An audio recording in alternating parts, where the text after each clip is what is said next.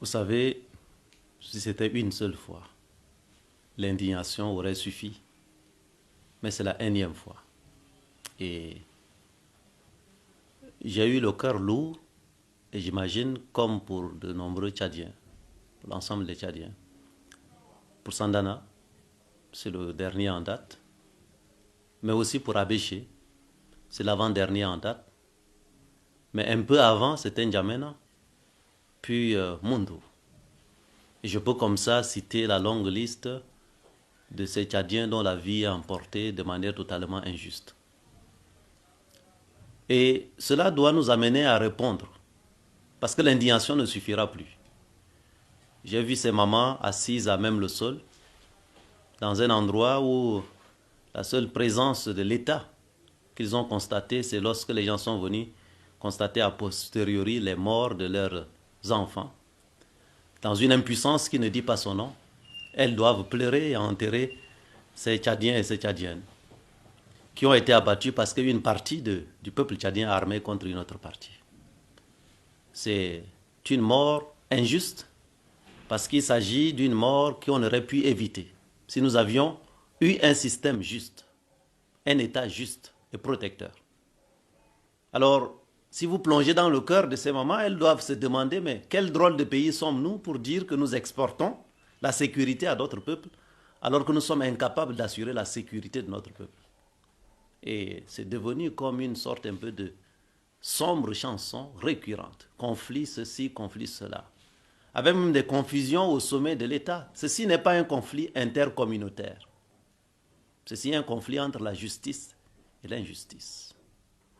Et nous ne pouvons pas continuer comme ça à assister à ce carnage des Tchadiens par un petit groupe de Tchadiens armés.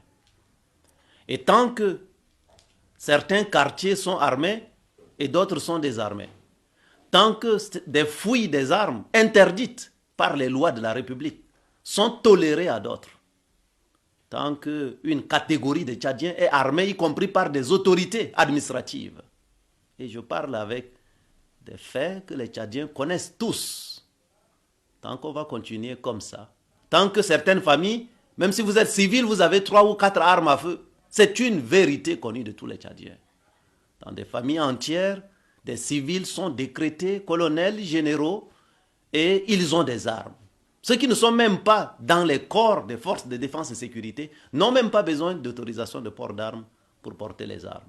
Ça, c'est la vérité dans ce pays. Pendant que d'autres peuvent bien même demander à porter l'arme ou avoir même le droit de porter l'arme pour se protéger, ils n'en ont pas le droit. Donc c'est 2 poids, 2 mesures. De cette société qui est incapable d'assurer sa propre sécurité doit nous interroger tous. Alors aujourd'hui, le CMT, la seule chose qu'il a vendue aux Tchadiens, c'est la sécurité. Avez-vous l'impression que la sécurité elle est assurée? Les marcheurs sont assassinés. Les manifestants sont assassinés. Des pauvres paysans sont assassinés. Et aujourd'hui, même le ministre chargé de la sécurité publique n'est pas capable d'assurer sa propre sécurité. Alors nous devons arrêter de pleurnicher. Il y a un temps pour pleurer, il y a un temps pour se mettre debout. Alors, moi j'ai lancé un débat que j'assume. Je souhaite un pays de justice dans lequel la justice doit être appliquée. Mais si nous n'arrivons pas à cette justice, si les lois de la République qui interdisent aux Tchadiens de porter des armes sont bafouées, au vu et au su de tout le monde, alors à ce moment-là, la question que je pose est la suivante. Les Tchadiens doivent trancher là-dessus. Ne doit-on pas inscrire dans la future constitution du Tchad le droit de port d'armes? Le droit de port d'armes, ce n'est pas un droit de tuer. Mais le droit de port d'armes, c'est un droit dissuasif.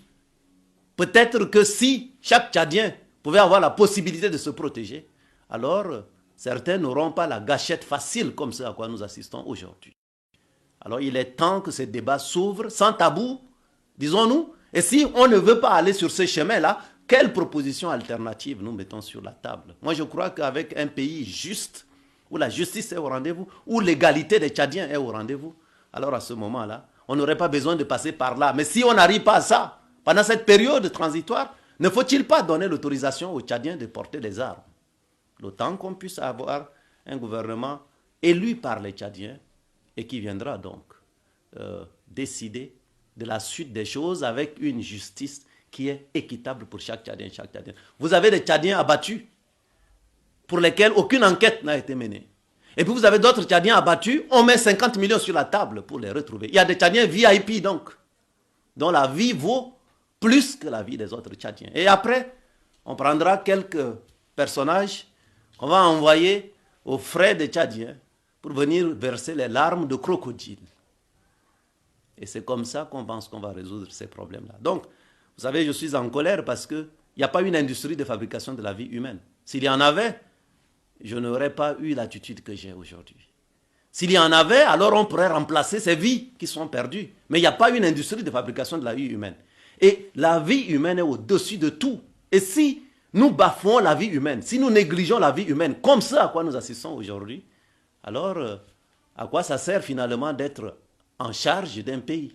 À quoi ça sert de dire aux Tchadiens qu'on veut assurer la sécurité des Tchadiens alors qu'on est incapable d'assurer la moindre sécurité et on se pavane pour dire qu'on exporte la sécurité à d'autres peuples. Donc ce débat, je le mets sur la table.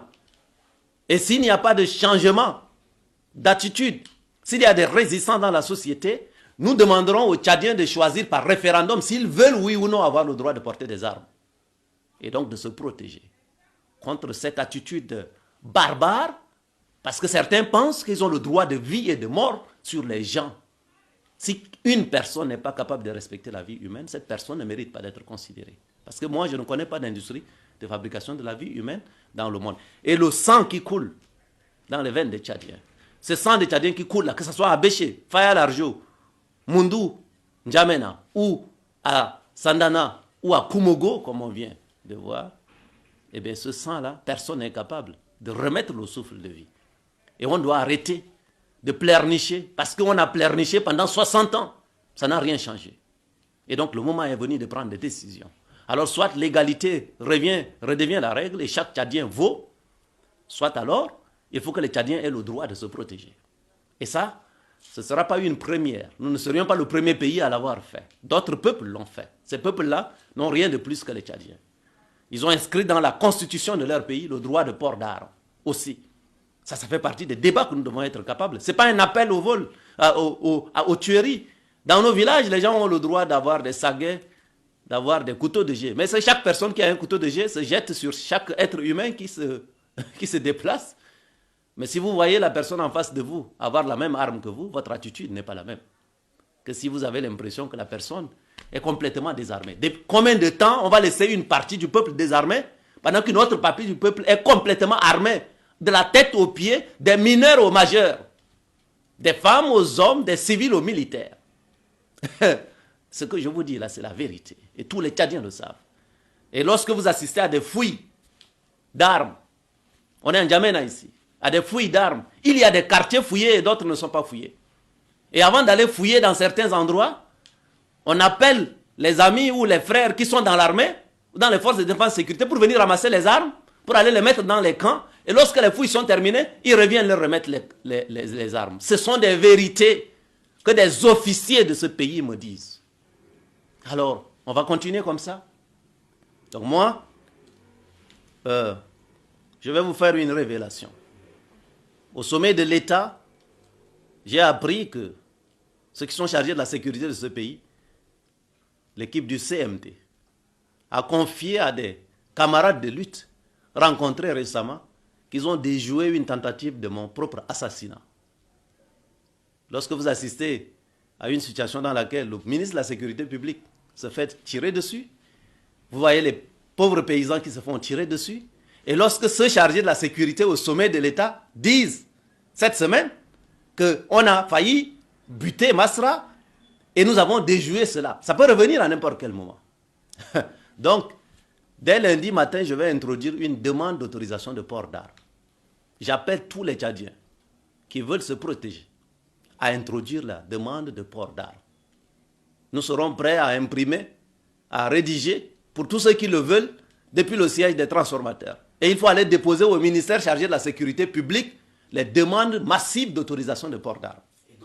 Et non, ce n'est pas la seule solution, mais c'est une solution transitoire. Le temps que le respect de la vie humaine devienne la règle non négociable pour chaque Tchadien et chaque Tchadienne. C'est une solution transitoire. Nous sommes en transition, non? Pendant cette période, le ministre de la Sécurité publique n'est pas capable d'assurer sa sécurité. Et on me dit, moi, qu'il y a eu une tentative d'assassinat dont j'ai fait l'objet. Et ça sort de la présidence de la République. Et donc, c'est quand même une information importante que je vous livre. Et donc, est-ce qu'on doit continuer comme ça? Aujourd'hui, qui est en sécurité? Dites-le moi. Un de vos confrères, c'est l'occasion de vous présenter à vous, les journalistes, aussi les condoléances, qui allait couvrir les événements, en tout cas qui s'est retrouvé à Sandana, a été abattu de la radio Lotiko de mémoire. Qui est en sécurité? Qui est en sécurité aujourd'hui, à l'heure où je vous parle? Donc, en termes de mesures transitoires, je pense que peut-être il faut autoriser le port d'armes aux Tchadiens de manière à ce que le respect redevienne la règle pendant cette période transitoire. Parce que, sauf si on peut nous convaincre aujourd'hui que la sécurité des uns et des autres est assurée. Moi, je ne suis pas sûr que ma sécurité est assurée. C'est un droit. Le droit n'est pas une obligation. Ceux qui veulent vont exercer ce droit. Vous voyez? Vous avez le droit de voyager, mais est-ce que vous êtes obligé de voyager? Non. Vous avez le droit peut-être de porter une arme pour vous protéger pendant une période où plus personne n'est capable de vous dire aujourd'hui qu'il peut garantir votre sécurité. Vous voyez? Et donc, à situation exceptionnelle, peut-être mesure exceptionnelle. Donc, je crois qu'il faut bien que ceux qui sont chargés d'autoriser les ports d'armes soient capables de décider là-dessus. On ne peut pas assister à un pays dans lequel certains des civils ont des armes à feu. Des commerçants ont des armes à feu. Des fonctionnaires ont des armes à feu. Vous voyez? Des gens qui n'ont jamais mis pied dans les forces de défense et de sécurité ont des armes à feu. Pendant que d'autres Tchadiens sont complètement désarmés. Vous voyez? Et donc, ce sont des vraies questions que nous posons sur la table, sauf si on me propose, on dit aux Tchadiens, des mesures extraordinaires, nouvelles, qui rassurent les Tchadiens. Mais on ne peut pas continuer comme ça à assister à cette sorte un peu de, j'allais dire, de carnage des Tchadiens par des Tchadiens, parce que simplement on a laissé certains Tchadiens, à la merci d'autres Tchadiens. Et c'est des années que ça dure. Et donc je crois que le moment est venu à un moment donné de s'asseoir et de se dire quelles sont les mesures exceptionnelles qu'on peut prendre. Voilà ce que je tiens à vous dire en termes de ce à quoi je pense aujourd'hui, mon état d'esprit, parce qu'il s'agit qu'ensemble nous posions les vrais débats sans tabou sur la table et au final, faisons confiance aux Tchadiens pour trancher.